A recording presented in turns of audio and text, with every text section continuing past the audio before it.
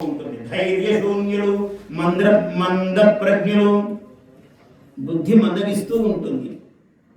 వ్యాసుల వారు 1,00,000 శ్లోకాలు చెప్పాడంటే ఇప్పుడు మాలాంటి వాళ్ళ ఎవరైనా అంటే 10,000 చెప్తాం, 20,000 చెప్తాం. అప్పటికే 20,000 చెప్పారు గురువు గారు అని. నేను 30,000-40,000 రాశాను అనుకోండి శ్లోకాలు పద్యాలు. అట్లా కాదు, బుద్ధిలో ధారణ చేయడం ఒక్కసారి.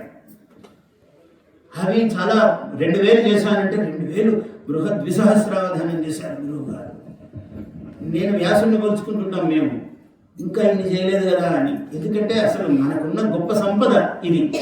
పైరుండు అందువల్ల సర్వవర్ణాశ్రమంబులకు హితంబు సేయదలచి తన దివ్య దృష్టిని చూచి నలుగురు హోతల చేత అనుష్ఠింపందగి ప్రజలకు శుద్ధికరంబులైన వైదిక కర్మంబకు యజ్ఞంబు ఎడదెగకుండు కొరకు ఏకంబకు వేదంబులు విరుద్ధుసాల అధర్వంబను 4 నామంబుల విభాగించి ఇతిహాస పురాణంబులన్నయో పంచమ వేదంబున పల్కెన్ అందు.